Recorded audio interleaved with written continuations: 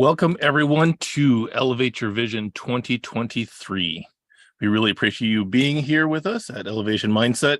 It is a beautiful morning out here in New England. I would love if everyone would type in the chat, where in the world are you? Are you here in the North American continent? Are you across the world? We'd love to see where all of our people come from. As everyone's doing that, just want to introduce myself. My name is Michael Dancloffs. I am the Life Vision Outfitter at Elevate Your Best. And I love to help people refine and discover and map their process and their life vision and then start executing on that. Suzanne, would you please introduce yourself? Yeah, good morning, good afternoon, good evening, everyone.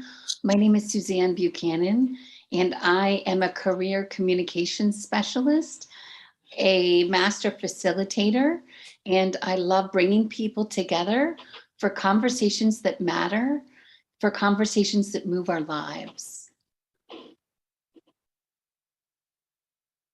Excellent. So last year, we actually did vision at the first part of the year. Yes. And in many ways, we were talking as we were kind of setting up the schedule for this current year that may be a little bit too late.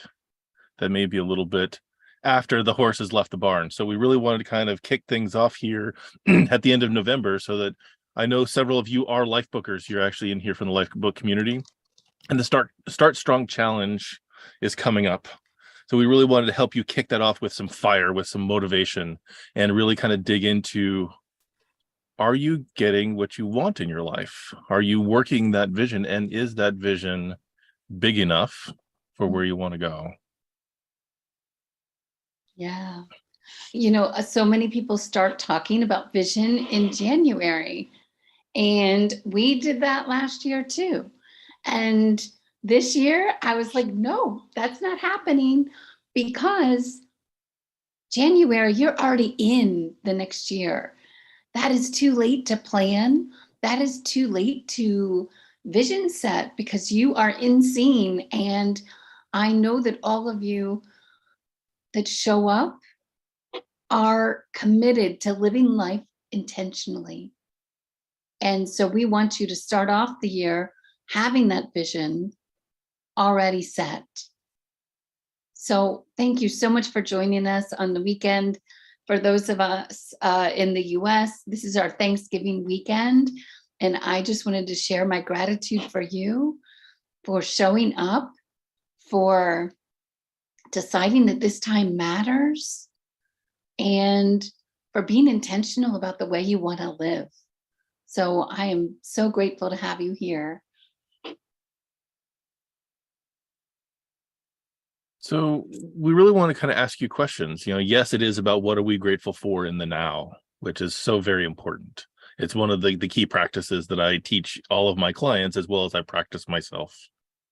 But as we're looking forward into the future and where we want to go, so I kind of want to bring our past into the future in a positive way.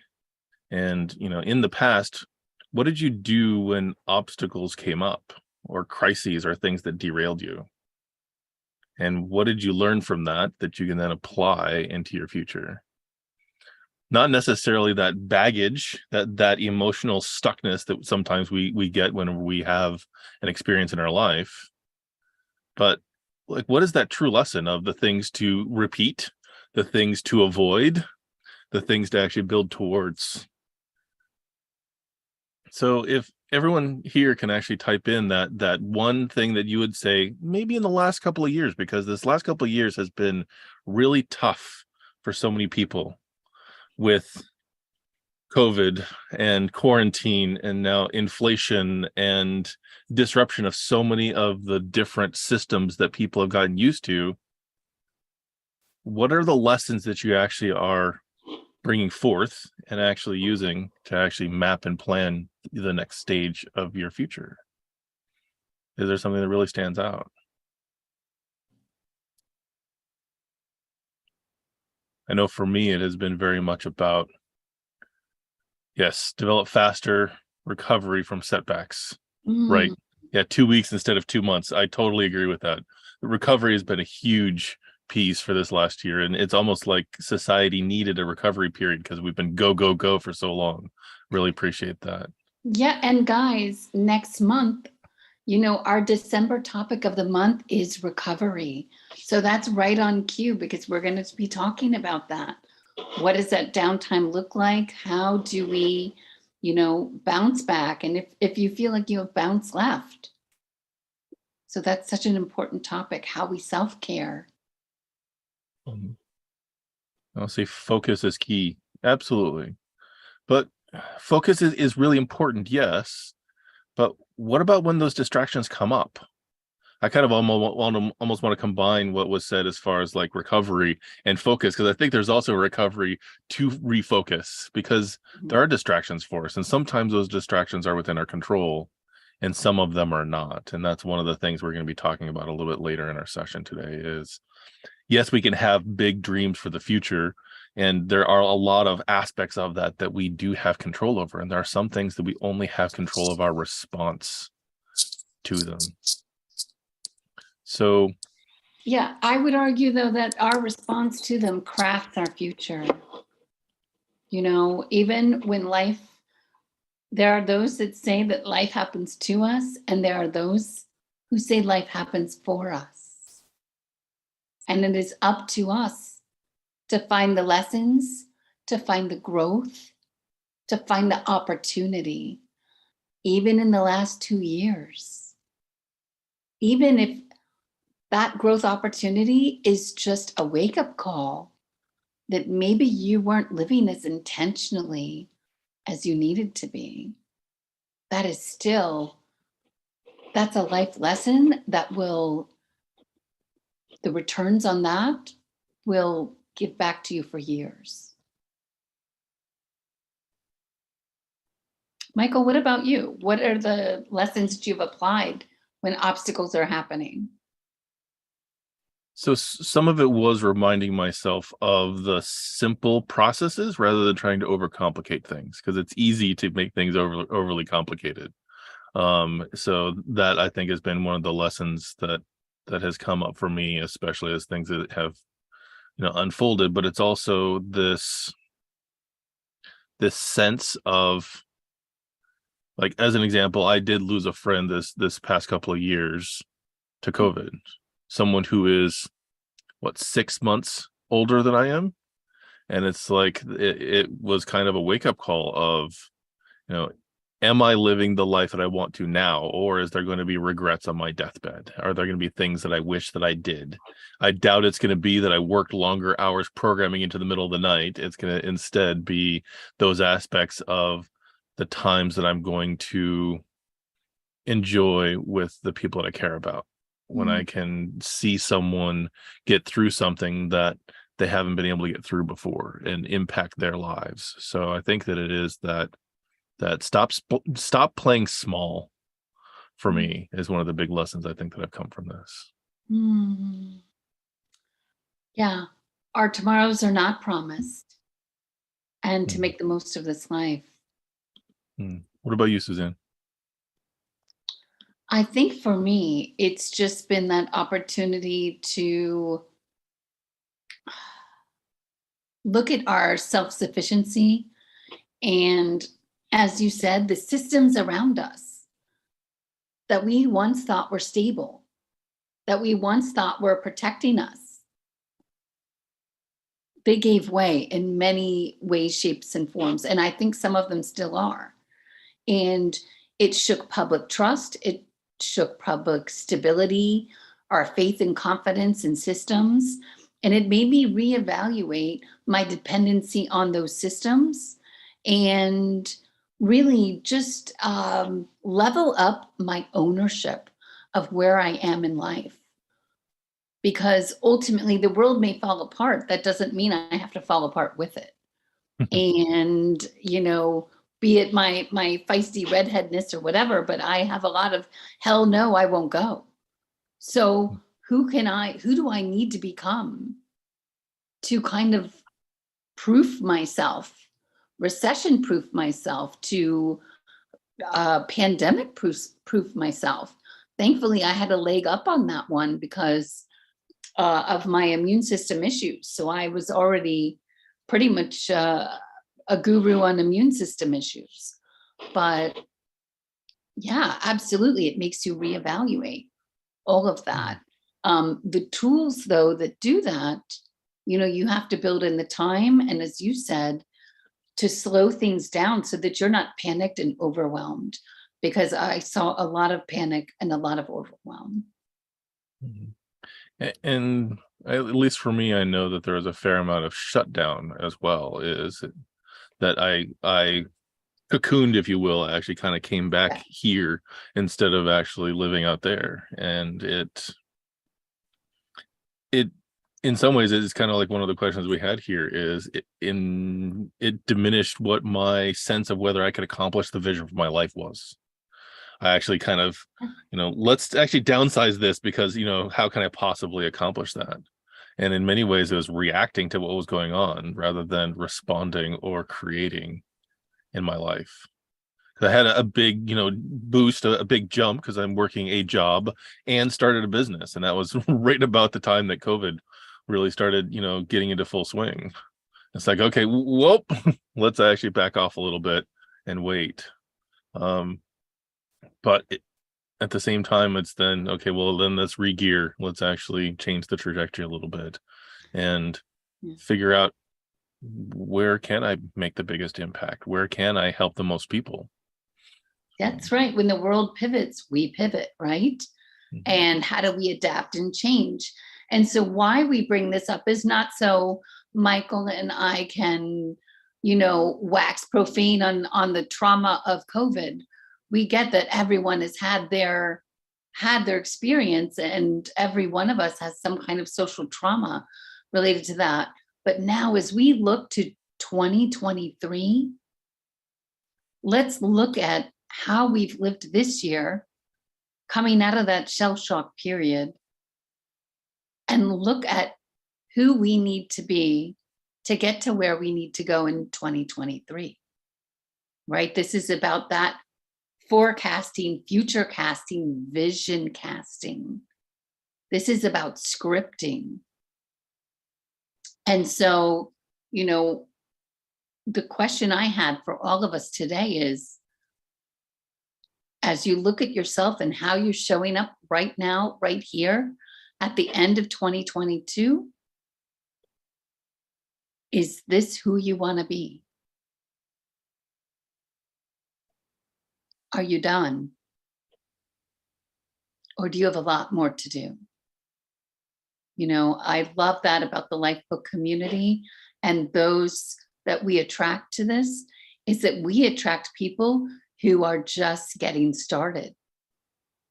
We attract people who aren't afraid to dream, who aren't afraid to put in the work, who aren't afraid to look at where they are in the mirror with honesty and humility and say, I'm not where I need to be. I've got somewhere to go. So that's the conversation we have today. And how many of you feel like that? How many of you feel like, I've got more to grow, I've got more to do, there's more in me? Yeah. This is real stuff. And this is my favorite time of year because we are not just bystanders. We're powerful creators. So the question is, what vision are you creating? And if you don't like where you are, guys, we mostly have ourselves to blame. If I don't like where I am, it's up to me to put the burn in me, to put the love in me, to invest in me, to get the blankety blank moving. Told you I'm redhead, things come out. So, are you with us? So I think that you touched on this, yes, quite a bit, is that, are you living into that best version of yourself? Are you actually discovering, mapping, and plotting the course, and then taking action to get there. And some of it also too comes back to, and I know that I've had to kind of do the anthropology dig a little bit on this, is come back to what are those beliefs? What are those premises that support our vision? Do we believe that we can create that? Do we have the belief that that is what we deserve? Are we enough? Are we at the same time willing to do that? Are we willing to continue to grow, regardless whether you're 20 or 70? Are you still in a growth mode? Yes. On a men's team, they talk about those who dug the well, those who actually found the water for everyone else to survive on. And I saw so many people who were willing to ladle the water from the well, but they weren't digging anymore. And it's like, are you done now? Have you earned your stripes, or is it time to, get back to digging? Because I think that I know so many people who, they think that their life is done at 45. Yeah, I'm ready to retire now, or at 65, or at 85. My great grandfather was 100 when he passed. So, I'm, almost 50 now, which means I'm about halfway there. So I've got a whole nother lifetime left. So I have this opportunity then to make such a bigger impact in the world. And in some ways realize all the things that I've done up to this point have gotten me here. So I think that that's the question that I have, is that when you are looking around at, well, this is where I'm at and I'm not happy about it, it is opening that closet and looking into the back corners and finding the skeletons and dragging them out into the light of, this is all that I did in the past that got me here. The good and the bad. And this has actually brought me quite a few lessons on, this is where I want to show up and this is how I want to show up, and not be that person who I was maybe 15 years ago, because I'm not proud of that. But if I didn't go through those trials and that tribulations, that hero's journey, that fall, I wouldn't be growing the way that I am now. So are you willing to do that excavation for a bit, and not to wallow in the shame or the guilt or the regret, but to actually pick out those things and say, okay, that worked, that didn't. What lesson did I take from both of them, so I can then apply that to where I want to go in the future? Because I do truly believe that many of our lessons are ones we needed to learn, so then we can teach it to others. Yeah, as we, especially this community, because you are all invested in your personal growth, we want, for today, for you to think just a moment about, there's three major questions. Is, of course, am I where I need to be? And then at the next level, am I reacting and responding? Or have I taken ownership and am I creating? And that's such a different level. And then as we step back and look at ourselves and look at our goals, because many of us will, we love the romantic process of goal setting and vision setting. But what comes as part of that is the critical question of, am I the person I need to be able to reach that goal? And that's where things kind of get real. And so as we dive into this a little bit more, it's interesting because we often think we kind of plan it uphill, and we plan goals and then we work on incremental improvements to get there and doing the best we can from where we are. For those of you who have read any Tony Robbins, he has such an interesting, different perspective on it, where instead of working from where you are, you work from the end goal, you work from your vision, and ask yourself, what kind of person do I need to be? What kind of person would that require to meet that goal? And you look at that, the caliber, their qualities, their attributes. Then you work backwards and work on integrating them as your own. You might say, well, that's not me. But aren't we all in the process of becoming? So it's a different way to look at things. But this is the time to look at things differently. This is a time of reflection. This is a time of really looking forward, future casting, and deciding where we need to be. One of Michael's strengths is talking about the steps that we need to take to plan that journey. And that's something that Michael does probably better than almost everyone else I know.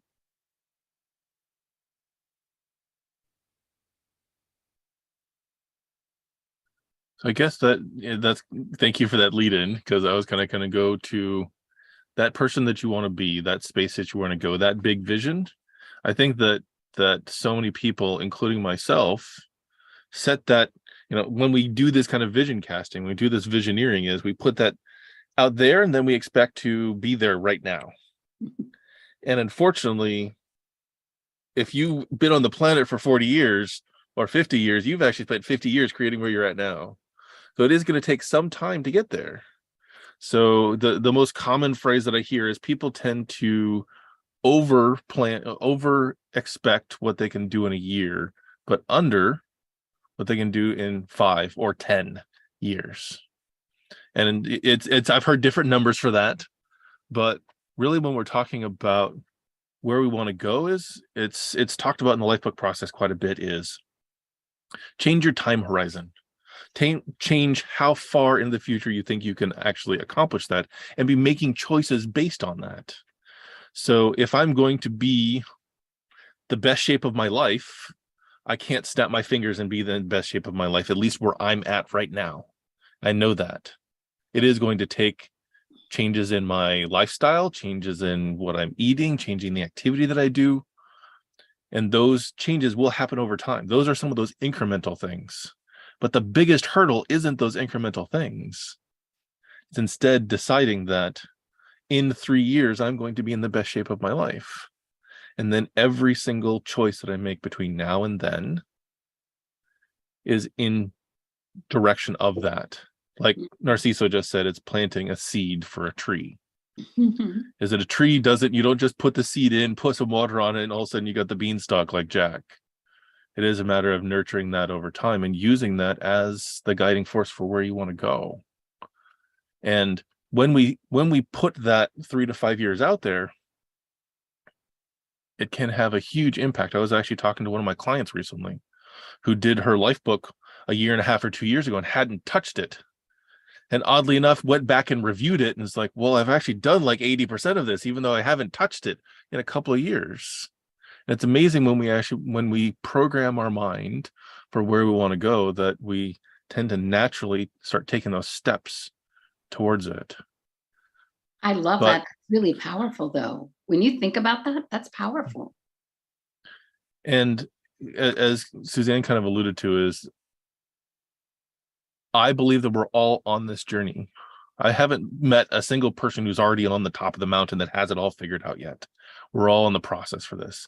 Even for me, as recently as 6 or 7 years ago, it was about the day-to-day. It was about the survival. It's about, what do I need to do today in order to actually get through today? In this relationship that I'm in, is it working? And in that space, even go back 15 years, and it was being in the rut of the same thing over and over again. That actual definition of crazy, of doing the same thing over and over again, expecting different results. And for me, it actually was not that intentional living that we're talking about now.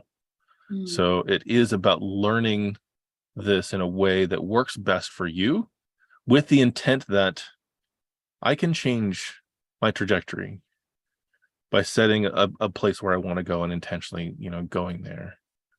But there's a whole lot of lessons that had to happen for me to actually break free of that comfort, that rut, that rhythm, that complacency, that laziness in myself of, this may be bad, but at least I know it, that the devil you know is better than the devil you don't. So, and it actually for me took a relationship dissolving, a family dissolving, to really kind of get my cranial rectangectomy, as I like to say, is extracting your head from your, yes. And then I started planning for crisis, yes, but not to survive the now, but survive, what am I going to do 6 months from now? What am, and sometimes it is, what am I going to do this moment? Sometimes it is this week. Sometimes it is this month.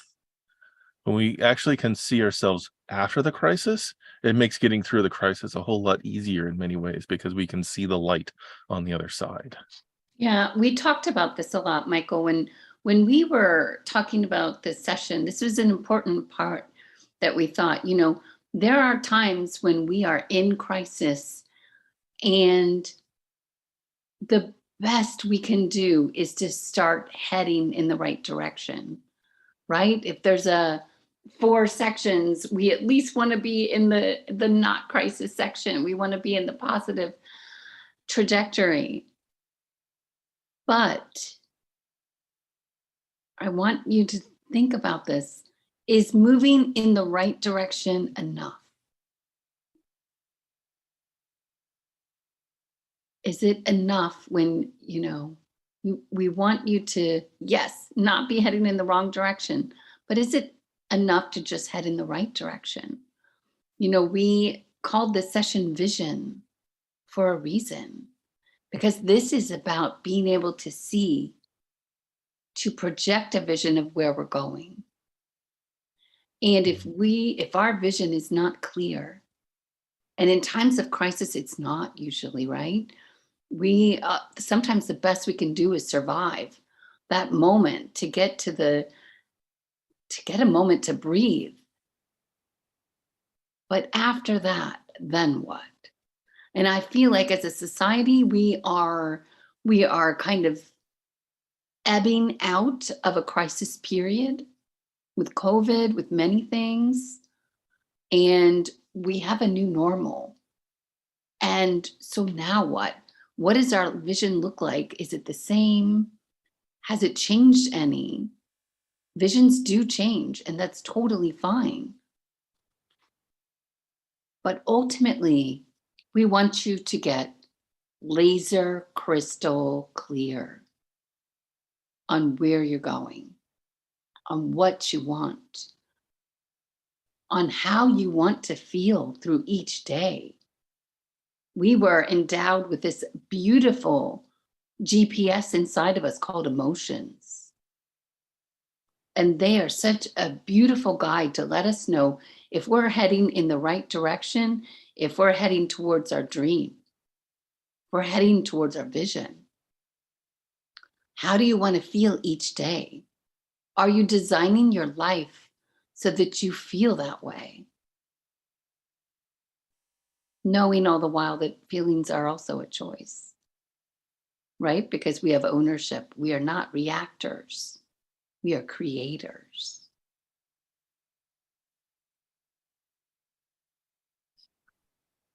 And playing off of that, the emotion as a GPS is definitely a great target. It's a good barometer for whether you're heading in a direction that is in your, you want to call it your higher self, your subconscious, your soul.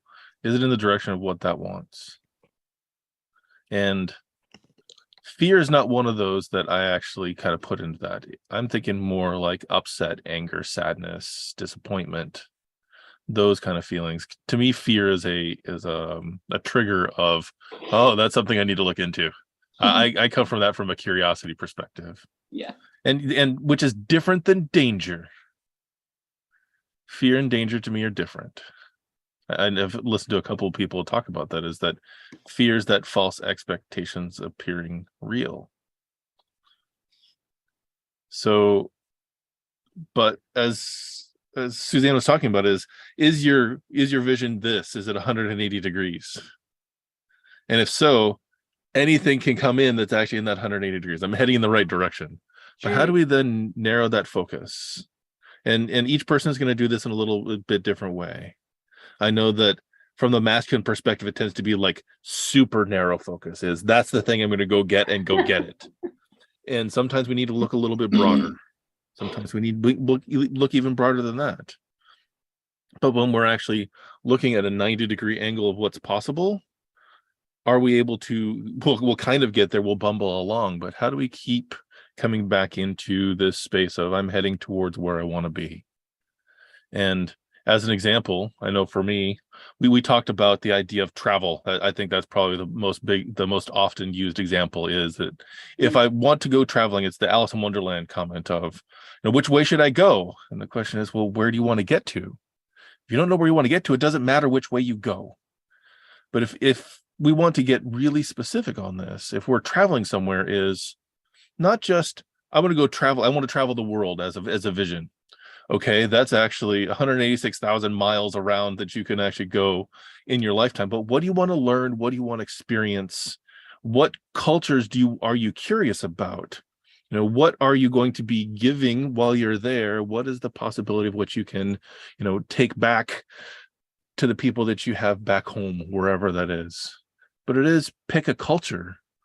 I want to go to Africa. And unfortunately, us Americans are actually so narrow-minded many times that Africa is a country for us, not a continent. And it's like, okay, so pick a space that you want to go. If you want to travel there, is it Zimbabwe or South Africa?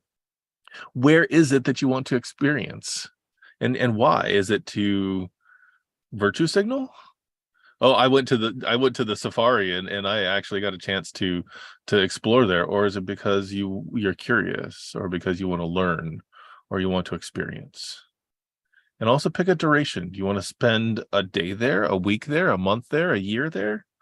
Get laser specific on what you want. And that's, I know there's a couple of people here who know me well enough that commitment is a huge thing for me. It's one of my core values. And the commitment needs to be something very specific, something that's measurable, something that's attainable, relevant, and time-based. I'm going to go here for this period of time.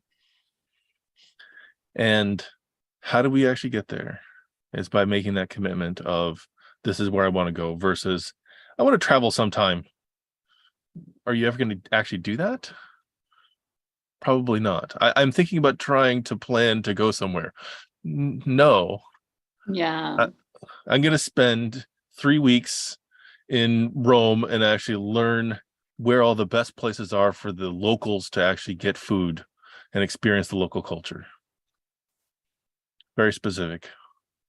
And then anything that's not in that direction now gets wiped away. It now actually is the distraction, and you can say, okay, that's not heading towards my vision of what I want to do. Mhm. That's also, guys, when you employ your beautiful power of saying no, right? And there's so many that say yes to everything. Say no. It's so empowering. It helps you focus, right? And forgive me, but no one else is going to take you where you need to go. You are the pilot. You are the creator. So guard your time well. And maybe you can take some of those beautiful side roads after you reach your destination, if you want to expand there. But as we talked about this, I had so many examples, guys, of the power of the law of attraction and the importance of being laser specific with your vision, because you will draw a future. You are, believe it or not, intentionally or unintentionally, constantly sending out signals, and you're constantly attracting a response in accordance with the signals you're sending. Whether you are doing it intentionally or not doesn't matter, which is part of the reason why we say you created your reality. So if you're unhappy with where you are, you got to look at the signals you're sending as well of what you're attracting. And I have so many examples where I sent out super specific signals. We could go on about my dating life. It is hilarious that I have attracted who, like, the most specific list that you can imagine. But I left one important thing off the list. And that one important thing was missing criteria. So we are powerful attractors of our experience. And sometimes we lose sight of that when we're creating a vision we've never experienced before. We may not realize what that feels like, who we have to inhabit as a person to become that, to live that vision, to exist on that same frequency. So it's really important for us to be very, very specific about our vision. And kind of what I hear and you're saying that, Suzanne, is what are the non-negotiables? Yes. What are those things that have to be there in that? And then once we get those nailed down, then it's one of the pieces that I know when people talk about the secret of the law of attraction is be ready to receive it in whatever way it comes. Yes. Because sometimes it shows up in a way we're like, no, I didn't want it that way. Well, that is my didn't. experience, guys. Like, I think the universe is playing with me at this point where I'm like, oh, that's funny. That's funny because that is exactly what I asked for, but that is not what I meant. So for sure. It's like the genie in the bottle who gave you exactly what you wished for, and you forgot to frame it in just the right way. So, oh, I have stories. And how many of you are, here we are, year end. Are you looking at your vision? Are you looking at your life book if you have one? Are you looking it over again right now and saying, where do I need to show up more in 2023? Do you have those areas? If you do, put them in the chat. We'd love to hear from you. that's a good segue because I need to ask kind of in the Lifebook community for those who are not in that community. There's something that they do every December. It's actually a Start Strong challenge. It essentially is a questionnaire for yourself and about your current life and where you want to go. And kind of the question was, what are the recommendations on how to approach it?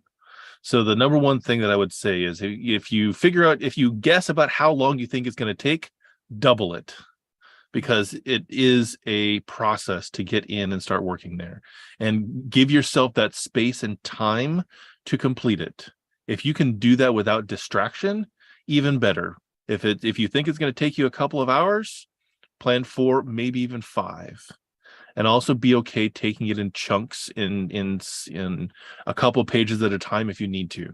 I know for me, I think it was probably about 18 hours that I actually put into my Start Strong challenge because I was resetting everything after the show that 2020 was. It certainly needed an overhaul to kind of take a look at that. But see, Michael doesn't really, I cuss. So, and it is a matter of, at least for me, it's been helpful that I incorporate the Lifebook framework into my life. I'm in contact with that every single day in one way, shape, or form. So as well as I already have a monthly cadence that I actually do look at each of the 12 categories. Where for those of you who are watching this on YouTube or on LinkedIn, the Lifebook program breaks down your life into 11 different categories and then a summary of your life vision in the 12th. So there's this opportunity to really drill down in on health and fitness, on spirituality, on your social life as individual aspects of your life. It is still one life that we're talking about, but we're really kind of taking that piece out, taking it apart like a puzzle, cleaning up the pieces, and then put it back in and actually see how the whole thing fits together. So if anything, in some ways, preparation is another one of the core values of my business is that prep that I've been doing that whole year that is going to help me once I start that process. So it is a matter of keeping this alive with us every day. I have a physical life book, yes, that I printed out, but I use a program called Notion that I have my digital life book in, that I refine that and update it and change it on a regular basis. It's a living document. It grows with me. So that is kind of the, when was the best time to plant a tree was 15 years ago. The next best time is right now. So really approach this from a perspective of, you are going to be looking at what your next year is. And that's kind of what we're talking about now, is let's plan for 2023. Right, guys. Be open to what comes up, Yeah. because it may surprise you. And for those of you who are not in Lifebook, we have a YouTube community and elsewhere. Stay in touch with your dream daily. Stay in touch with your vision daily. Have it written out. Have it written out to such specificity that you're covering all the critical areas of your life. What do your relationships look like? What do your finances look like? What does your professional life look like? What do you look like? How do these different layers of our life fit together? So touch your vision daily. And I know you, Michael, you probably do it more than once a day in some way, shape, or form, right? So have things that are visual, have things that are tactical, have reminders set up. Guys, this is future creating. So all of the tools, tricks, hacks, tips, they all matter, because while they may not all work for you, it's up to you to find out which combination is the best fit for you. Absolutely. And let's see, a couple of comments here in the chat is that it is a matter of reviewing what you've done in those specific areas, but there's also this kind of underlying tone about what you feel about what you've experienced, and then there's also what you've recorded in some ways for your life. But I also noticed that someone mentioned that they're struggling because they don't feel like they've done the things, they haven't done the work, the things that we should have done. So I'm not sure if anybody's actually listened to our podcast, but should is one of those words right up there with try for me. Of, I'm not going to should on anyone, because that to me is an obligation. That's a negative word. That's a 4-letter word for me. So there's things we could have done, yes, but we chose not to. And each and every one of those things was a choice. And I know that I've got those things in my life that there is guilt and blame and shame for. And I know I'm not the only one, but I can't speak for anyone else, and I won't ever.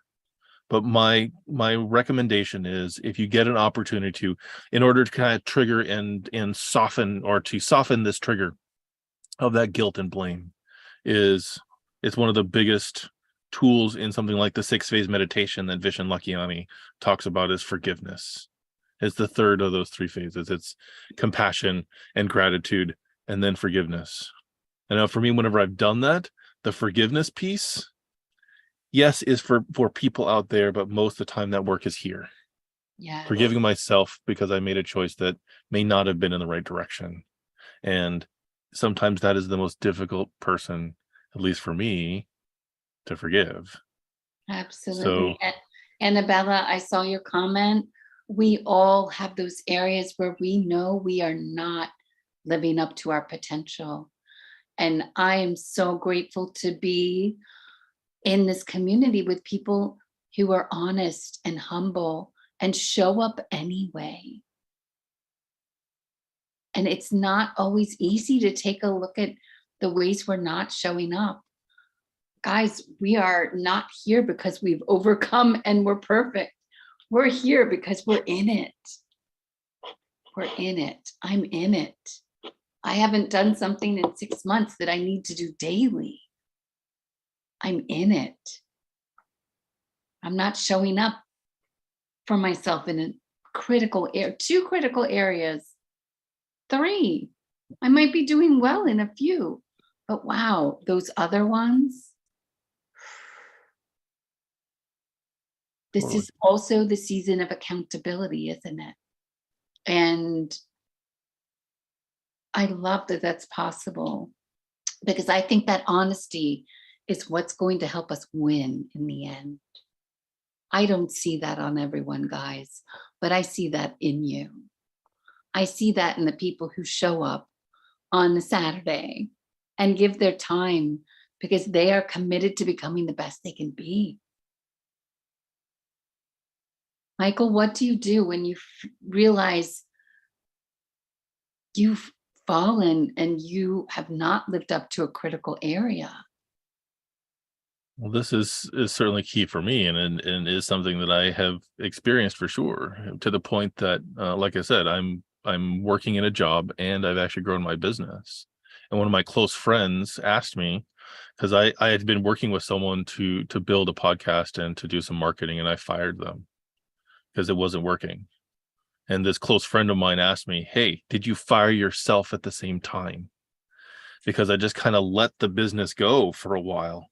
Mm. And it was that eye opener. It's that, holy schmoly, I did actually fire myself from my own business. I'm the only person that's working in this. And it's why I know that, like, I had a goal for myself of be making enough income from my business that I could leave the job. And I've even had some people call me out on, is that still not a goal? Well, it is still a goal, but I also know that I'm not there yet. So I have had to recalibrate. And oddly enough, after that conversation, it actually woke something up in me. So Yeah. that's kind of one of the things that I wanted to kind of come back to with Annabella, is that there can be some of this awareness.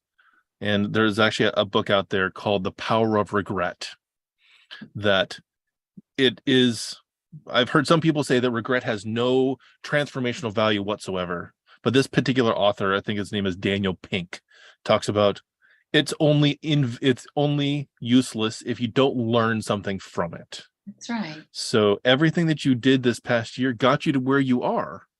You have actually been successful in one way, for sure, because you're talking to us. You've survived everything in the world that has tried to kill you up to this point. So you are successful at the bare minimum. You've gotten to this point. And I've got several of my friends who are veterans in that community, and know that there's a huge statistics of the number of veterans who take their own lives because they don't see another way out. You have actually pushed through this. You have actually found a way, sometimes through survival. And once we get some of those foundational pieces in place, we have the opportunity to expand and grow into thriving. And that's where I want to see all of you get to, where your vision is not something of, I survived another day, but it's more of, I am set to survive the next week, the next month, the next year, the next 10 years, because my vision is so powerful. It's pulling me toward it. And there's so much momentum that you can't stop me from creating it. That's why this topic was so important to me. Absolutely. It's possible to get there. It is. And guys, I don't know if you caught this before, what Michael was saying, but he was saying someone called him out and asked if he had fired himself. I cannot stress to you enough the importance of having people in your life that will call you out. So many times we want people to comfort us, to placate us, to accept us unconditionally. I am one of the few people that scream about, I want people who actually know my potential and they can call it out when I'm not living up to it. I am okay with somebody saying, there's more in you. I know you. You can do this. And I think that's why we all show up to places like Lifebook, like Mind Valley, like this, because we know we have more. And in this era where, in the media, they preach blind acceptance of everything, I say absolutely not. Absolutely not. You have your standards, you know your potential. And I want someone to call me out when I'm not living up to mine. I am You know, there are those who think that you've achieved ultimate success when you are accountable to no one. And I happen to believe that we have achieved ultimate success when we're accountable to the many. We're accountable to the powers that we believe in, whatever those are. I'm not afraid of accountability because I'm committed to becoming the best I can be. That's also, you know, my career has been public service, serving others. I'm not afraid to show up for others, and I love when people call me out and when I'm not showing up as my best. Do you have people in your life who see your potential and will tell you when you're not living up to it?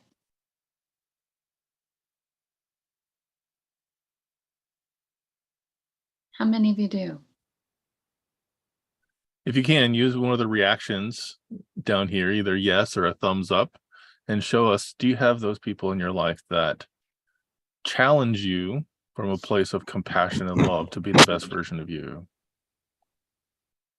Yeah, I've even had accountability partners that they don't do it. And at that point, I move on because ultimately I know. But all of us need some kind of external prompting as to really support what we know inside. Hmm. And I think that kind of, we tend to talk about the several different tools that are available to us. Accountability is one of those big ones.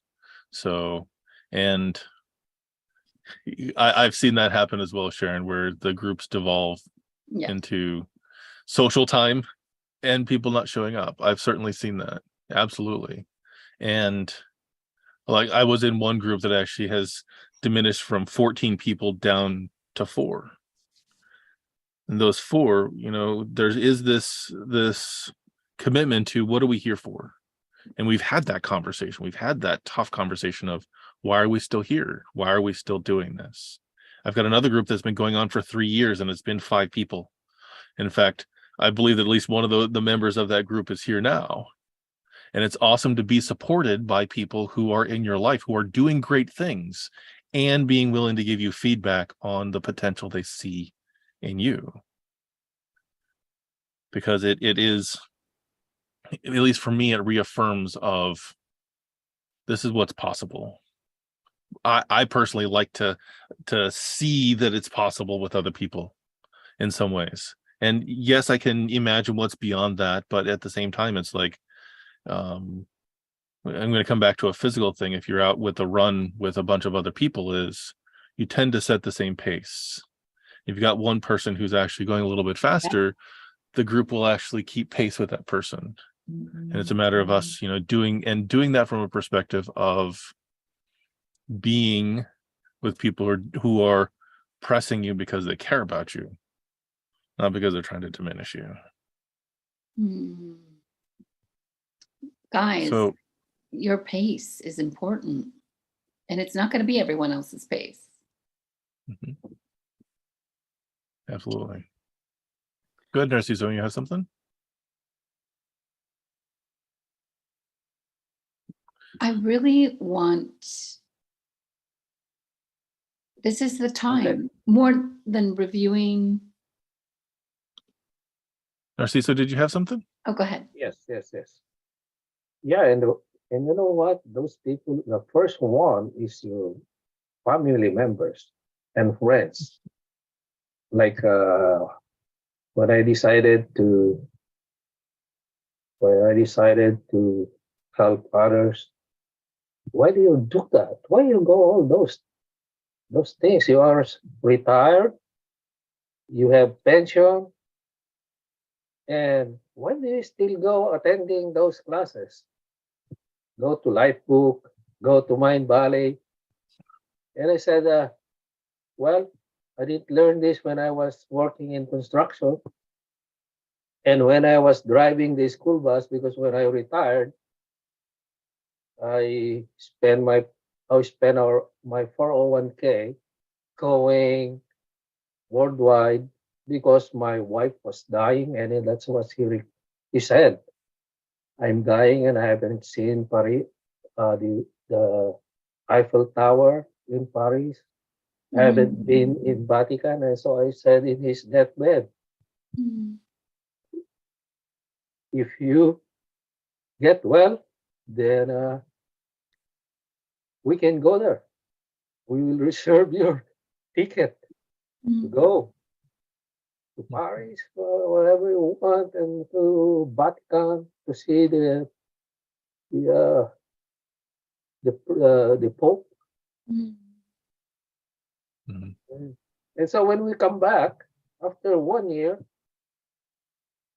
well, uh, I need to I need to go back to work. So the only thing, the building trade doesn't want me to go back as I work in a building trade, Mm. especially if it's I'm not working with the union. Mm. So I ended up driving the school bus Mhm.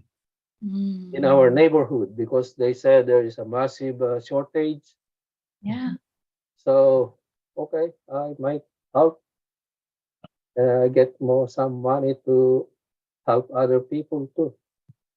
But Awesome. they uh, just told me why. Yeah. Well, unfortunately, so many times our family is the last people to really hold us accountable. Yeah. And same thing with our No, friends. And yeah, it's been my goal to surround myself with people that are willing to risk the friendship to see me grow. And I'm willing to do the yeah, same. yeah, Is that you what you're doing is bullshit, and them being willing to hear it. And Suzanne is actually one of those people. It's that, and once again, it's from this place of I know you can do better. I've seen you do better. I've seen when you're at the top of your game, and many times our family is not that because reasons. We can give a whole long laundry list of reasons That's a of whole nother session, guys, on it family is. stuff. So thank you for sharing that with us. Is that Yes, thank you. well, you're welcome. And one more thing, they told me, oh, you're retired, you're old, you're going almost what when that was COVID, maybe I was going probably 67 or 66. That's what when I was taking the mind life book of Mind Body. What do you Mhm. spend money on those? They were saying. And I said, you're already grown up. Because my youngest was 39 years old. And so don't bother me. I can do what I want with my life now. I've finished my responsibilities to you. You went to college, you graduated. So don't mind me. I also told my wife, uh, I've been living with you with my salary as my our money, and your salary is only your money. So you don't have any jurisdiction with me anymore. If you Mm. don't like that, if you don't like that uh, kind of, then I will leave. Mhm. Well, I always Narciso, think that of takes so much strength to do that. I know. And I think several of us have had that from our families where they're not that supportive. And good for you for being strong. And I am sure those kids are better off with you as their driver. You seem magical. So I'm excited for those kids. hmm, Absolutely. Yeah. Guys, it's not easy sometimes, is it? Oh, it's hard. It's hard, but it's depending about how you deal with them. Yes, Like even the worst kid, I deal with them like they're my kids. that's right. And I told them, if you do that again, I'll write you. And the school, I'll give to the principal, and the school might put, get your parents to talk. And we in the bus we have video. So and I told him, uh, they will play. They will call your parents, and then they will play the video what you did in the school bus. Why did you throw pencils, bottles to the front? And Mm. he challenged me. Okay, he challenged me, and they called the parents, show the video what he's doing. He even tied the backpack of a girl on the seat, so when he stand up, he will fall down. And it You, was crazy. Yes, yeah. kids are our best teachers. So I'm glad you got a chance to enjoy that again and bring some of the wisdom that you've learned in the world to that. Yeah, And accountability is key. And if we don't actually start kids with this idea of accountability, they won't ever feel it and then wonder, why am I in jail? Why am I actually really sick now? Why am I? It's because there was no accountability from the get-go. So, I mean, when we were growing up, it was, the paddle that was used for punishment, and but how do we then shift this instead of corporal punishment to true accountability, where they care about where they're going and why they're going there? Mm-hmm. And it's I've got a kid with ADHD, so, and working through that wasn't because she didn't care. It's she had an inability of focus. And that a lot of times had to do with no one enrolled her. No one actually sold her on why it was important. Because she mm, put everything into culinary class, but that didn't necessarily, get her good grades in math and science and English. But when I was able to relate how this could actually help her in her life, she was able to apply the focus when she needed to. So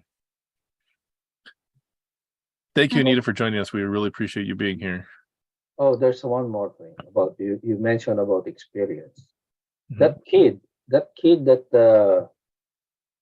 was removed from the school bus, but the Mhm. parents are still supporting, so they bring the kids and bring home. And before, uh, I think I heard that he graduated because of that. He was able to graduate, and then when I went back to drive again this school year, because of the massive shortage of the school bus driver, she thanks me when I saw him in the school. That's right. Nice. He was visiting some friends, or maybe as a sister, brother, Mhm. and he Yeah. thanks me. Yeah. Thank you. Because Yeah. I told them before also, if they graduate, I, I asked them, what's your hardest teacher? And they said mathematics, physics, algebra, calculus. And I said, the hardest teacher is your experience. Mhm. That's right. Because why? Because why? You need to learn first before you learn a lesson. You need to experience first Of before you course. learn the lesson. So I told them, especially before graduation, don't drink and drive. Mhm. Because if you made one mistake, you drink and you had an accident, you don't have any more chances to learn from that, except in your Mhm. next life. If you still Right. remember, I said, Yeah. Thank you for that, Narciso. I appreciate that. So I guess, Narciso, can I poke at this a little bit? yeah, yeah. So I really appreciate how much you are working with the kids and how much impact you've made. How do you then apply that into this coming year to impact more kids in such a positive way? How can that message get to more children? Well, to those kids that are really very stubborn, uh, I always, I'm not tired of them to be like that. I just encourage them to be better. The reason why you to go to school is to is for you to have a nice life when you grow up. That's what your parents are expecting you. So you have to behave better. You have to behave as if you are in the class. Eh, if you are in the bus, you behave like it is in your class, I said. And I after I may be taking that life vision to become a teacher, and I'll bring that to the school. I will teach these graduating teachers about uh, learn the 12 categories of for us to for our life vision to accomplish. Mhm. I'll teach those teachers so that teachers will teach their kids if the Excellent.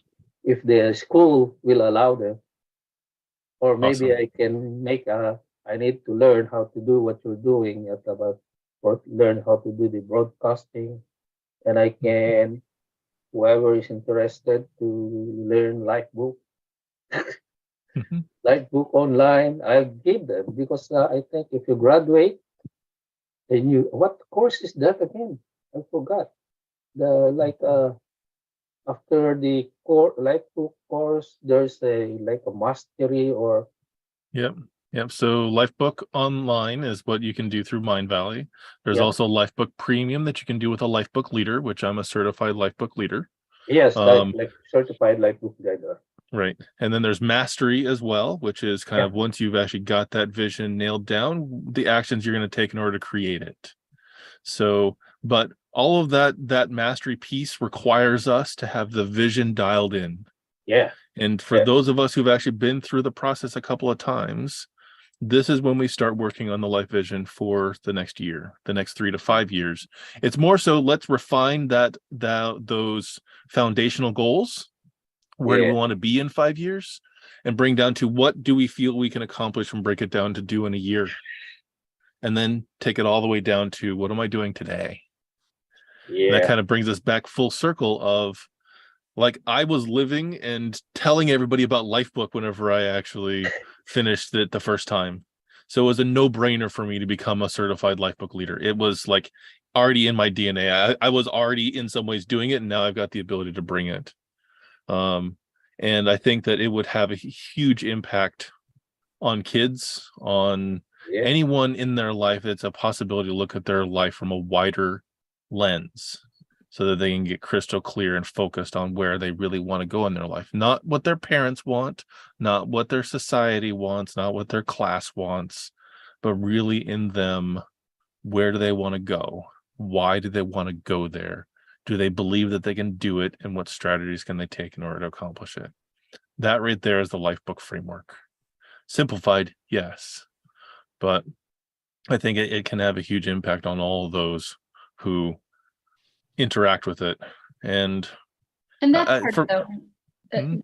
that part is the framework of many life coaches, and there's several programs mhm, Mhm. that help in that direction. But it's important to find the one that works best for you, Mhm. for sure. So I know we kind of want to wrap up because we're now a little bit after noon at this point, and we could obviously talk about this life vision, topic for a while. I guess that I want to kind of pose that question back to those of you who are here is, you know, what is that biggest challenge to set your vision for this next year? What's in the way? What's the obstacle? What's the belief that's holding you back? If you'd like, either type that in here or raise your hand. We'd love to have you come up on stage and talk to us. You know, if we're looking to elevate our lives, I mean, for us, we're elevation mindset. That's really what we're focusing on. Is what's that next iteration of our vision for our life? What's the obstacle? Go ahead, Sharon. My obstacle is matching my behavior to my choices. Mhm. So going to bed on time. That should not be difficult, but it sure is for me. If I made the choice to not turn the TV on, that would help. but I don't do that. So, I'll turn the TV on around 10 or 11, catch the news, and then it ends up being 2 or 3 hours of watching TV. So, but in a lot of different little areas, I find that what I choose to do is not what I actually end up doing. So going forward to 23, that is going to be a significant part of my list of things that I'm going to measure. Mm-hmm. That's a really good one. And we've talked about this in some of our other sessions. Thank you for sharing that. Yeah. When we do that, and you are so not alone, by the way, we all have these behaviors. When we have a misalignment between our goals, our commitments, and our actions, our behavior, what Michael and I have found, and we've talked about this before, is there may be a few things going on, but at the root of it, it comes back to your identity, to your beliefs, and to your identity. When we make decisions, whether we like it or not, we're acting from a framework of what our core beliefs are and what our identity is. And sometimes that can be a little bit hard to swallow when those don't live up to our commitments and our goals. That distance between, it could be that we are intentionally or unintentionally, could be subconsciously sabotaging it, acts of sabotage. And I put it a little, Michael is like the smooth jazz and I'm kind of like the fire between us. But for me, when I look at that and I look at my behaviors, staying up later, turning on, streaming something on Netflix that I get sucked into 3 episodes when I should have had 1 or none, or I should have been reading, or not working out or doing something I needed to do. Those are really small acts of betrayal.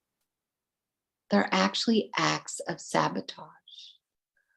And I think yes, I believe in forgiving ourselves, but I also believe in the burn. I don't want us to stay in the burn, but let yourself feel it a minute. And let yourself evaluate why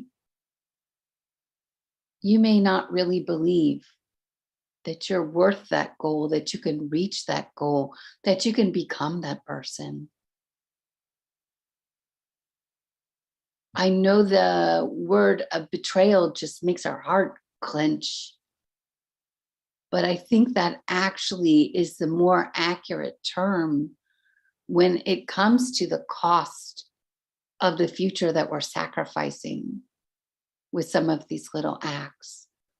It might be 1 cookie once, but maybe it's a cookie every day. And then maybe it's a cookie and a half. Or maybe it's a cookie there and a donut for breakfast. Maybe we put our gym clothes on, but we don't make it there. Have we become that person that we need to be? That's why I talked about that Tony Robbins, how he said, what type of person do I need to be to reach that goal? Because sometimes we're not that person yet. And we can work incrementally at an uphill, climbing it methodically, slowly. But we also have the power to actually change who we are. We are powerful creators. We've all heard of people who woke up and decided they were no longer a smoker. What happened to that craving, that addiction? We have power. And I do believe we shouldn't stay in that burn and kick ourselves repeatedly about what we didn't do. I do believe that, given between the 2 extremes, I choose to believe I am. I am. I am. Not I'm going to be, not someday. Mhm. Come from on top. Well, to jump off of that a little bit, Yeah. if we come back into how you've crafted what your life vision is, kind of wrapping this back into that vision conversation, look at your statements for that. Is that I will do something or I am doing it? The wording is important. I will is in the future. Sometime at some place, I will get there. And until we've actually labeled of, I am an athlete, I am someone who goes to bed early so I can get up early, I am someone who eats healthy, I am healthy, I am powerful, I am strong, I am loved, I am compassionate. Until it is stated with those 3 letters, one of the most important sentence stems in the English language is I am this, not I'm working towards, not I am willing to, not I am heading towards. It is I am this. So that's to me kind of on that identity space. Mm-hmm. It's certainly one level, and that to me is the 10,000-foot view. It's a great place to work that out. I also like to get into the practical tactics as well. Mm. Setting a timer for that whenever you sit down to do that thing that you only want to do for a finite amount of time, and then honor that timer when it goes off. The other way that I've done that is set a commitment for something that I need to do, or someone else I need to interact with, or do something for someone else. And oddly enough, for me at least, that has me triggered to do it more often because I'm actually committed to someone else and they're going to hold me accountable for getting it done or not. So make a phone call when I'm done, send an email, write something up, do my journal entry, whatever that is have that as something that, so that I don't get lost in scrolling through YouTube or LinkedIn or whatever that distraction is, or watching Netflix or what have you. And that's been kind of the tactical piece that has worked for me. And I'm actually in the middle of the Mastery of Sleep program again, actually on Mind Valley. That's one of the biggest things that he talks about is set a timer for whenever you're going to start preparing to go to bed, rather than a timer or an alarm for whenever you wake up in the morning. So true. And then power down that last hour so that you aren't actually in front of a TV, you're not in front of your phone, you're not actually using electronics, you're actually doing self-care, you're actually, maybe reading a book, something that's not as stimulating for you to wind down. Because at least for me, listening to news is not something that actually like calms me down before bed. So that's not my choice. It's certainly obviously been one of yours, but that's not one of those things that I want to take into me falling asleep. So yeah, definitely. We all have those sabotaging behaviors, and I know I certainly do. But look at your beliefs, look at your identity, and then like Michael says, build in the tools you need, figuring out the systems that work for you. I love having like an alarm to remind you to wind down for bed. I think that's a phenomenal suggestion. We're always depriving ourselves on the other end with the alarm, but I think we should be investing more in the front end. So Veronica, did you have something for us? Yeah, I don't know if we still have some time but probably if I listen again to this recording, my question, like I would probably find that answer because you've been already talked a lot, but maybe you can add, like I found myself being like, I know what is necessary to do, right? And but I find myself like there is a rebellion going on and I'm doing completely opposite. Actually, I'm aware, I'm conscious of like I'm doing this. I'm not supposed to do it. It's like opposite of what I was planning to do and what it was like I wrote in the evening. That's the plan for the next day, but actually I'm not doing what I was gonna do. So and like yeah, and there is of course eventually there is how can I say, more of self what is it? The opposite word of respect. Yeah, the opposite of respect comes in that place. You don't respect yourself because you don't follow your promises. That's Yeah, like then one. it's a cycle. Yeah. Yeah. And there was one more. I was actually before that question. There was another one. Yeah. If I would try to put it in the words, the way I think is whenever like my in the life book, life vision was the strongest category, and but there is always a disbelief. Why I believe in that. My dream is big and I'm optimistic, but at the same time, my reality is boom, completely different from what I, dream to myself, imagine myself. So there is always that contradiction between that big vision and reality, which I live on. And of course, I'm not supposed to, but I found the reasons why. It's because of my kids or because of my job or because of like whatever, the world is like, the situation around me. So like that's immature attitude. Like I try not to, but still in the deep in myself, I feel like I find an excuse why I'm not there yet, or I'm not doing this yet. That's kind of, I feel like I always go like there is also contradiction there between the big dream I have, and the disbelief and disbelief. Yeah. Actions reveal beliefs. Guys, actions reveal beliefs. Every action is a decision towards or away from your vision. Every action reveals belief. Every thought reveals belief. Every word reveals belief. The thoughts you think that you dare not say reveal belief. Actions reveal beliefs. So somewhere there's a disbelief. Somewhere there's an I'm not worthy, or an I'm not capable, or I'm not enough. Or I'm obligated to do this because this is what we think the world needs. Yeah. Rather than it being your true vision for yourself, I've found it either that I don't believe I can do it, or that this is someone else's vision. This is somebody else's path. This is someone else's growth. And then I feel like I'm supposed to do it, or I should do it. Like I said, I don't should on people.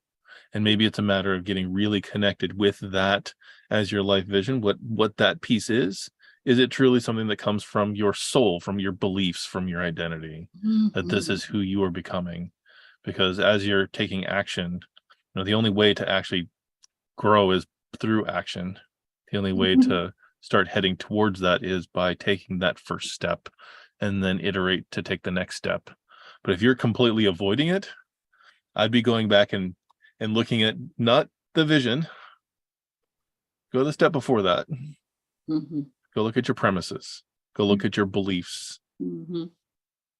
And find the foundation of that. Absolutely. And there's another part when you kind of move from life book online or premium into mastery, and that's right sizing your vision. There's some questions for that. So if you're going to be going through that Start Strong challenge, that's actually part of that process, is right sizing your life vision. So me being a quadrillionaire is not within the scope of what I'm willing to pay the cost. I'm not willing to pay the cost to get there. That's one of those questions, is, are you willing to do what it's going to take in order to get there? And if you've seen in your past that you haven't been willing to take the steps in there, then that would be a no. So it's a matter of then refining what that life vision is. Because if it's one of the people in my accountability group talks about the push versus pull energy quite a bit. Is if you have to push into your life vision, it's not yours.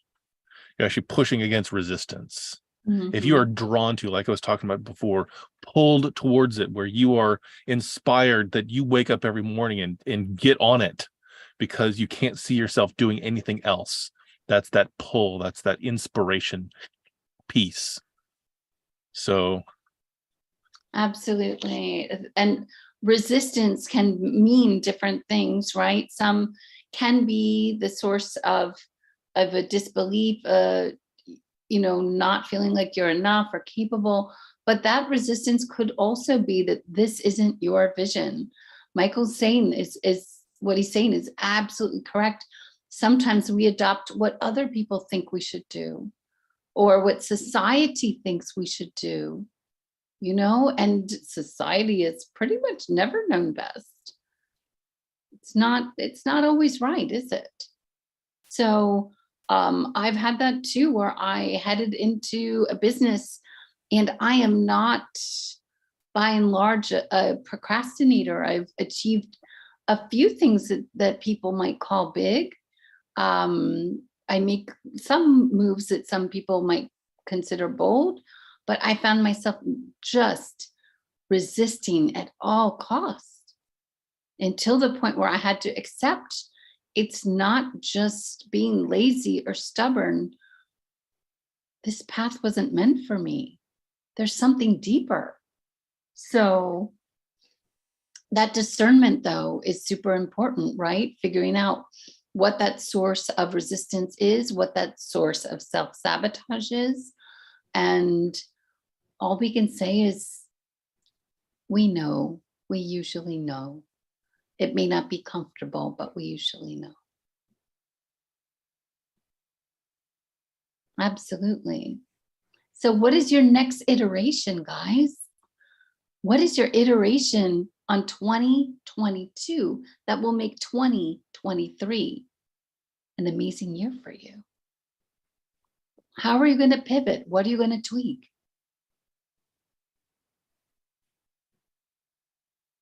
What's different? How will you show up differently?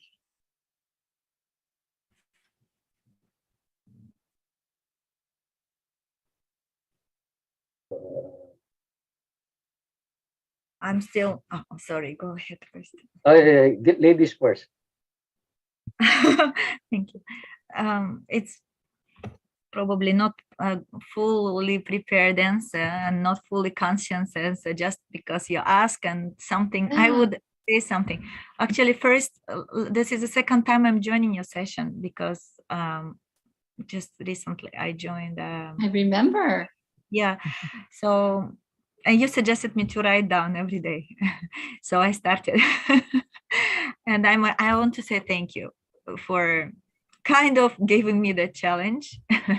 And Michael was like, really, I got angry on Michael. I was like, ah!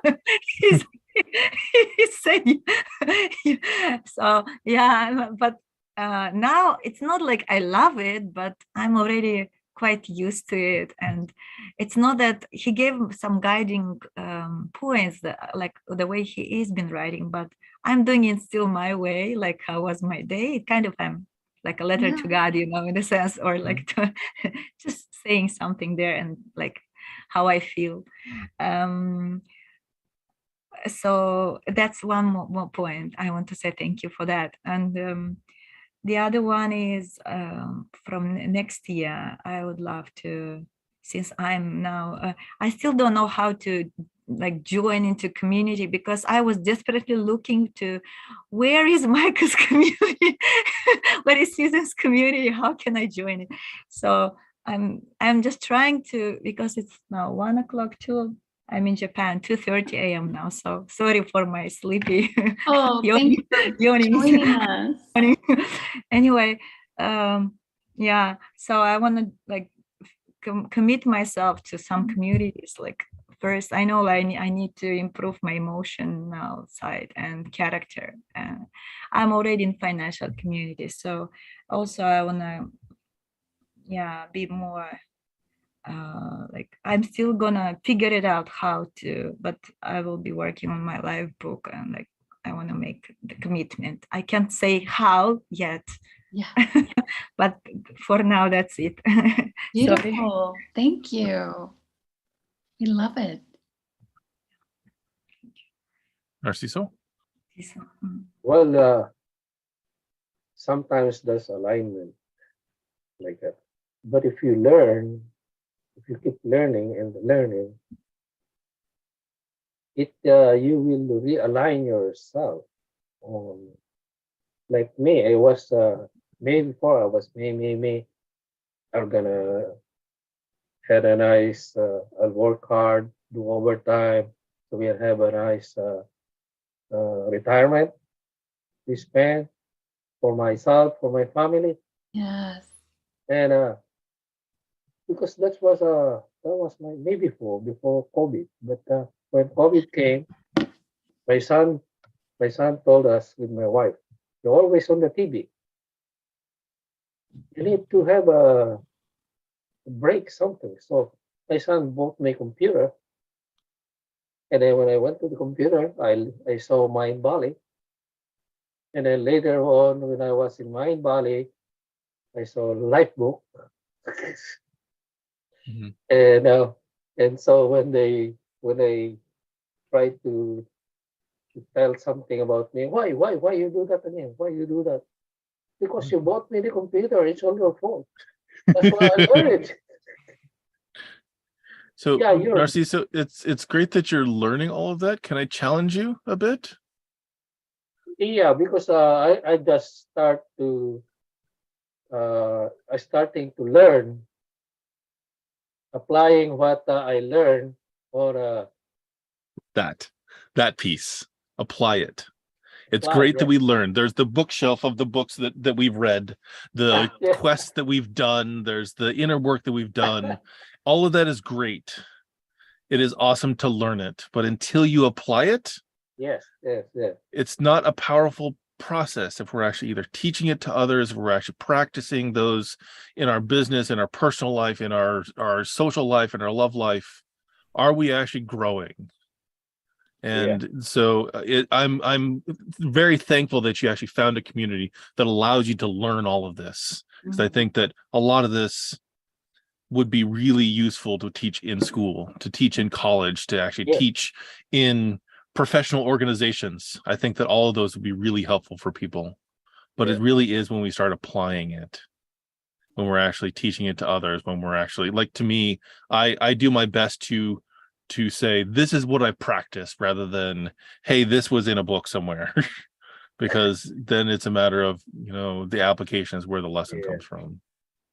This is what you're doing now, Mm. and I think it will realign because I heard John and Missy saying, if you want something, just do it continuously, at least maybe a few hours a day, or and they said the universe will help you, will give you the Mm-hmm. rest. And there's That's even right. part of the Bible that says, do your best and God will do the rest. Mhm. That's right. Yeah. It's And the law of attraction. yes, that's why I just, in, I just, before I sleep, I just ask this is what I like to do. Mm. And then I'll, I'll, I'll ask my guardian angel, I need to sleep. But this is what we need to do. So you do the research for me, how we're gonna do it, and so I can sleep tightly. I will not have to think, especially if I have some problem. And my guardian angel or the spirit guides and messengers assigned to me will do those things while I'm sleeping. Mhm. Absolutely. Narciso has people. He's got the entourage of people. He's got the Yes. entourage working for him. Yes, I and love it's scary too. It's scary Mhm. it. because one time I requested my guardian angel to help me. I'm already old. How can I learn online marketing or internet? How to use the power of internet? They told me that old dogs is hard to look. Old dogs are Hard to learn new tricks. There's the new tricks. And as I said to Daniel, okay, I cannot follow the tutorial. Mhm. Even if they gave, my computer doesn't come out with the example that they're saying. I said, so I need help. And then I wake up in the morning, it's scary. They showed me, I don't know, maybe it's a dream. When I wake up, they brought me to a room full of staff. These are your people. They'll help you. And oh my goodness. Yes, it's very important. Our subconscious mind is so powerful. It So is. Yeah. I do want to And wrap up because I know that we are actually really Yes, over time here. we're So over thank you very time. much for sharing with us, Narciso. The last thing that I want to kind of leave everyone with is one of these points that I want to make sure that we make. This is actually a tool, if you will, from the Toltecs. They're a people of knowledge. It's actually use the angel of death as your guide, meaning that it may sound a little bit morbid, but if you were to die today, if you were to die an hour from now, tomorrow, are the actions that you're doing now what you want to actually leave your impact on the world with? When you get to that final moment, would you say, yes, I'm happy with what I did with my life? I'm happy with the people I loved and how I love them. Are you happy with the people that you've impacted, the things that you helped change in the world for the better? Are you actually living that life based on, as Suzanne said earlier, tomorrow is not actually promised to us. No, guys. It's a possibility. So thank you very much for actually joining us for this Elevate Your Vision. Yes, For we this year. love who you're becoming. We're so grateful for your time, and you guys have to join us next month, right? We're going to talk about recovery and self-care and what that means and how important it is, especially in December. Mhm. So December 17th at 11 a.m. Eastern time, so the same time on December 17th. We look forward to seeing everyone there, and we hope you have a fantastic rest of your weekend. Thank you, everyone, for showing up. For all of you who have actually interacted with us, either in the chat or on video, and for all of those who are actually either watching us later or watching us live on either YouTube or on LinkedIn, we really appreciate you in giving this amount of time, that one resource you never get back. Thank you. Have a fantastic day. Bye, guys. Have a beautiful rest of the weekend.